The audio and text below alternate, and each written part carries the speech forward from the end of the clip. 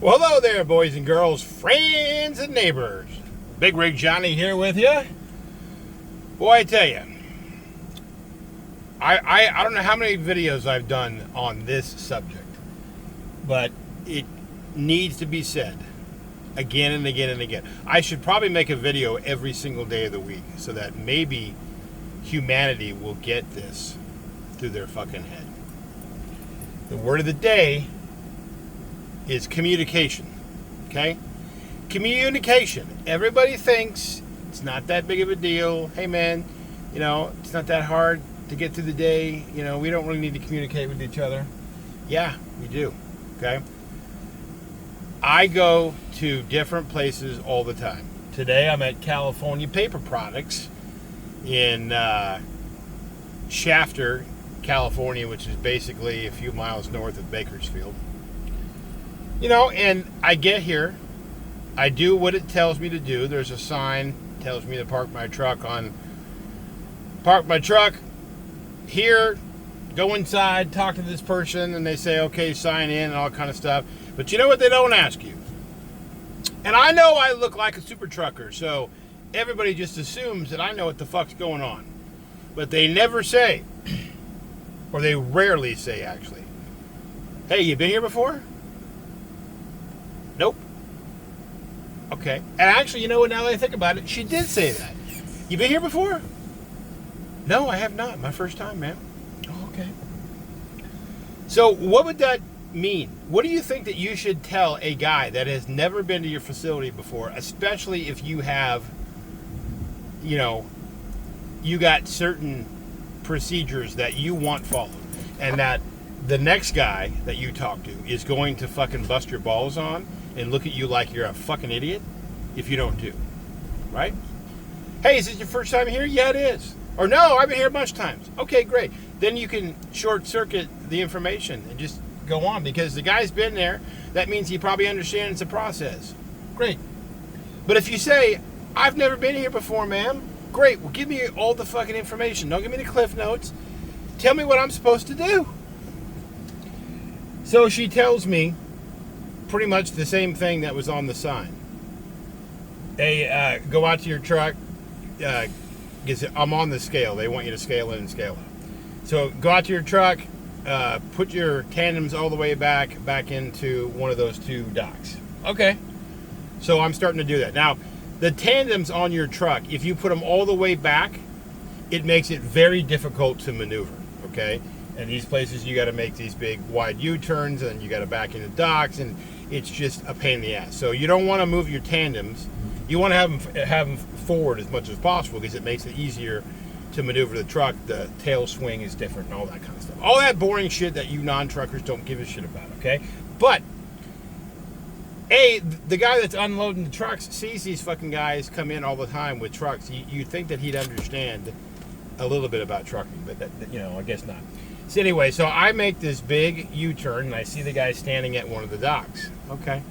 So by the time I get done making the U-turn, and there's not really enough room to make a U-turn and go all the way forward, because there's trees and mud and all that shit. So I'm trying to maneuver, and this guy had actually, I think he had moved from one door to the other. So anyway, I'm backing into the door I thought he was in originally. But she told me, again, pick whatever door you want.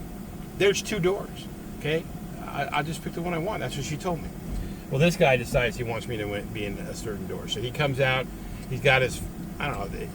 This place, they deal with paper scraps and stuff. So he's got like a big balaclava on him, sunglasses, and the whole bit, right? Can't even really see his face. So he comes over, and I'm backing into the hole. And I understand why he said it, but he's like, hey, man, you got to put your tandems back. And I'm like, I yell out the window over the roar of my truck, because nobody can hear you. I said, yeah, I know. I said, I'm just lining it up. Once I line it up, then I'll slide the tandems. Oh, okay. And then so I do all that, but the whole time he's sort of looking at me like, he wants me to go faster. And I'm just like, man, it takes a little bit in the truck. You got to back up, back in, then you got to get out. You got to pull the lever so that when you move the tandems on the truck, okay, there are these 4 metal dowels that either suck in with air or push out with air. When they push out, it's when you're driving down the road, so that way it keeps your box, because you can slide the box back and forth depending on what state you're in and how much weight you have on and all that kind of stuff. All right, so these dowels, there's 4 of them. They got to be coming out, okay, past the rail so that the fucking thing doesn't slide when you hit the brakes. So you got to get out, you got to pull it, and it sucks it in, which is actually better than the old ones. The old ones, you used to have to pull a lever, and a lot of times it would get rusty and it wouldn't come in and come out. It was a whole fucking deal. But now with this new stuff, you hit it for the most part, as long as there's enough air in the system, it just goes like this, and it goes in, no problem. But you still got to get in the truck, and you still got to keep your trailer brakes on and either go forward, go back to do what you want to do, right? So he's standing there looking at me. I do that. I get in the truck. I pull forward, but then of course I got to get out again so I can go hit the button again, make sure that these metal dowels suck, push back in so that it stays before I move the truck. So there's a process to the whole thing, right? He's just standing there fucking looking at me, and I can just tell that he's thinking, man, I wish you'd fucking hurry up. I got to take a shit, or I want to go, play on my phone or do something. You can just tell. You just get that impression. You can feel when people are just sort of like, hurry up, man, hurry up. And I hate that feeling. I am hurrying up, but I'm going to do this the right way. So then I get in there and I put it all the way back in the hole, and it's lined up with the door. And then the guy's looking at me like, hey, man, get out of the truck and go do what you got to do. And I'm like, okay.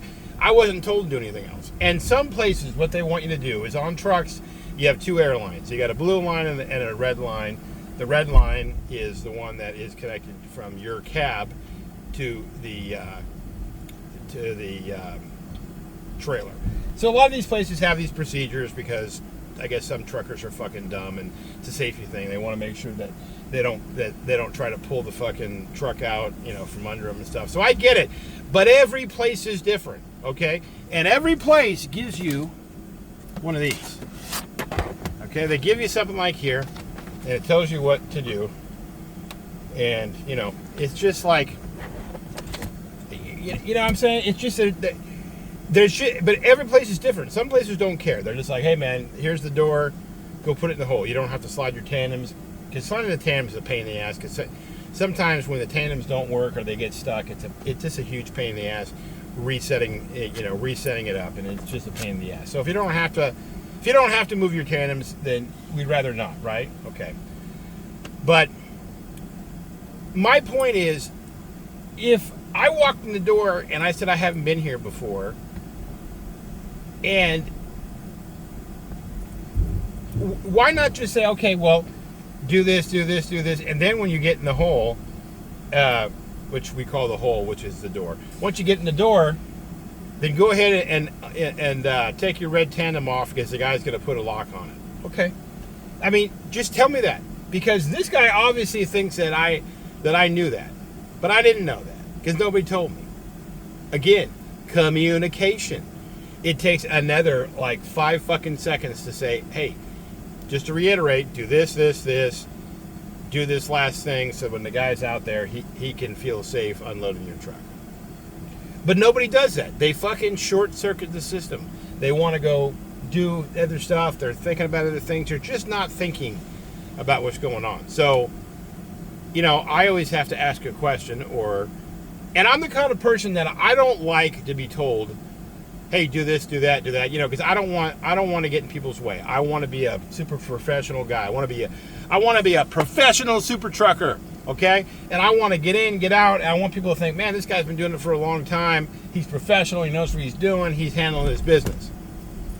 But if you don't tell me how to handle my business at your location, then I'm going to look like I don't know what the fuck I'm doing, or I don't want to do it, or I'm being lazy, or, a whole host of other fucking things.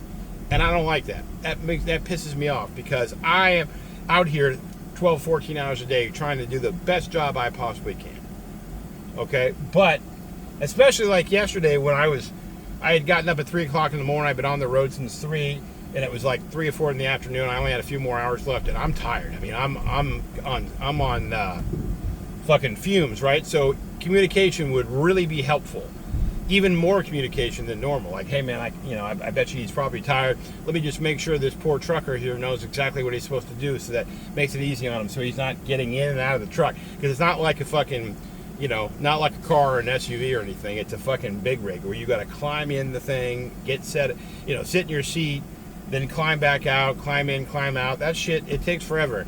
There's a lot of physical shit you got to do in a truck, when you're driving it. Or when you're not driving, when you're backing in, backing out, checking shit. Because there's more than just driving it from A to B. You got to slide your tandems, you got to check your tires, you got to check your brakes, you got to get in, you got to go underneath the back of the trailer, so there's a lot of flexibility issues and stuff. So you get busy, you get tired, and especially when you've been driving for 12, 13 hours, you just get tired. You ever driven on a long trip, 12, 13 hours? I mean, you drive 6, 7, 8 hours, and you're like, man, this is crazy. I'm so fucking tired. Well, try driving an 80,000-pound tractor trailer, always having to be looking, turning your head every 5 seconds, make sure somebody's not doing something stupid on this side, or when you're getting on the freeway, when you're merging and somebody's trying to trying to squeeze in front of you, because nobody wants to be behind the big truck. They always want to squeeze around you. And if you're looking this way, make sure nobody's going to hit you on this side, and this asshole's over here trying to squeeze around you. It just causes problems. So, we're just on. I mean, we may look like we're not, like we're just kind of doing our thing, and when we're driving down the road on the big road, the highway, like the 5 or whatever freeway, and you're out of the cities, a lot of times you are just kind of chilling. I'm listening to my radio or listening to podcasts, and I'm talking on the phone. I'm kind of relaxing, but that still takes a lot out of you because you're still having to be hyper vigilant and pay attention. So, when you get somewhere, it would really be nice if you used your fucking flapper, okay? If you used your what do they call? A buddy of mine used to call it your fucking meat whistle. Use your meat whistle to spit out some information for a minute. Make sure that the driver knows what's going on. Don't just assume, because when you assume, what does that mean? What do you do when you assume? You make an ass out of you and me. Don't assume. Communicate. Communicate, motherfucker. I would be a much happier guy. You're going to be a much happier person. Everybody's going to be much happier if everybody just communicated. Nobody communicates. I mean, our communication levels are so bad in this country, it's not even funny. Not only is it bad when you've got two natural-born English speakers talking to each other, but it's even worse when you got an English speaker and a non-English speaker, or someone who's English as a second language, and that's very... I mean, English as a second language is supposed to be your second language. You're supposed to be fluent in that language. But most of the time when you're talking to people that are not from here, they get here and they barely speak the language, and they're using a lot of grunts and signs and signals and hand signs and all that kind of stuff. So you're just not communicating. So if you're a natural-born English speaker, or you speak it really, really well, then fucking speak English, man. Speak the fucking language, because it really would be helpful. Okay? And if that happened, you wouldn't get me complaining on Facebook. But most of the people that I know that watch these things get a real kick out of this, because I guess I'm pretty funny when I fucking rant and rave and complain. And I know I am. That's why I do it. I do it because I need to get this off my chest so I don't take it out on the next guy that doesn't deserve it. But at the same time, I'm thinking this is going to be entertaining for somebody else. So, and I was a filmmaker for a long time, and I don't have enough time or money to make movies anymore, so I make these little videos on the internet. And to my very small audience, I appreciate you watching them. So, until next time, boys and girls, friends and neighbors, here's Shirley Big Rig Johnny. What's the word of the day? Word of the day is communicate.